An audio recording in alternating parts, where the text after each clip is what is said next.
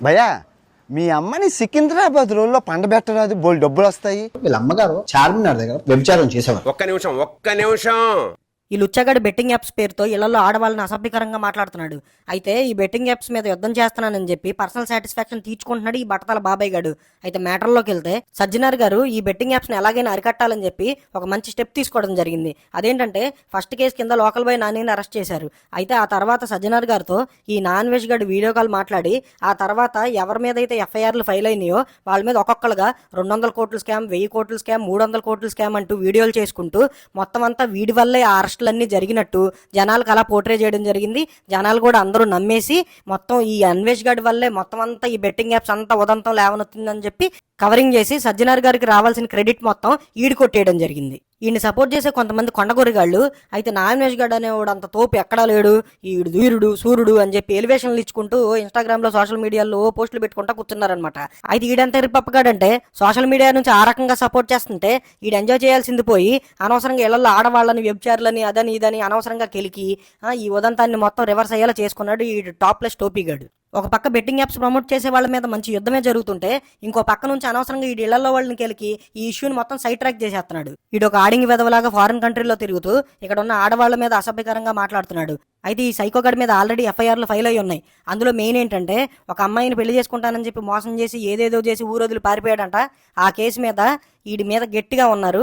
ఈడు గనక ఇండియా వస్తే ఖచ్చితంగా ఈడి బట్టతల మీద మేకులు దింపుతారు కన్ఫర్మ్. ఇందులో కామెడీ ఏంటంటే ఈడి మీద కేసులు పడిన తర్వాత ఇండియాకి రాకుండా దేశం వదిలి పారిపోయి తిరుగుతూ వీడు ఎక్కడో బెట్టింగ్ యాప్స్ చేసే వాళ్ళు దుబాయ్ పారిపోయారు, లండన్ పారిపోయారు అంటూ వీడియోలు చేసుకుంటూ హ్యాపీగా లక్షలు సంపాదిస్తూ కూర్చున్నాడు. వీళ్ళ అమ్మా నాన్నను కలవడానికి వాడు ఇండియా రాకుండా వాళ్ళనే థాయిలాండ్కి రప్పించుకొని అక్కడ కలిశాడు.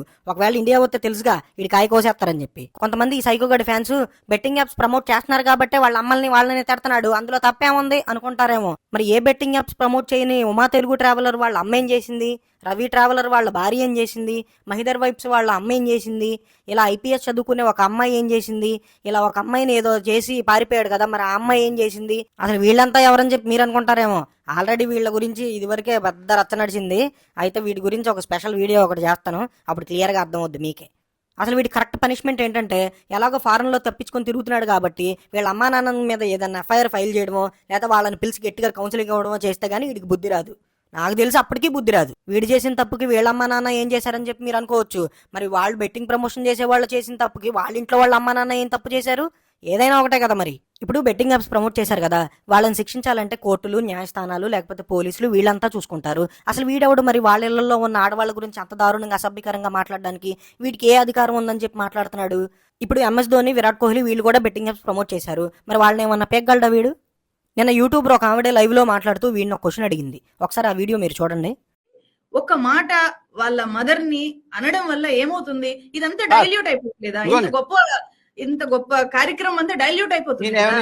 గాంధీ మహాత్ముని కాదండి, నేను ఫైటింగ్ చేస్తుంది గాంధీ మహాత్ముని పిల్లలతో కదా, రాక్షసులతో చేస్తున్నాను. మీకేంటి అసలు నువ్వెవడరా ఓకలో ఏగ్గాడివి వాళ్ళ ఇళ్లలో వాళ్ళ గురించి మాట్లాడడానికి?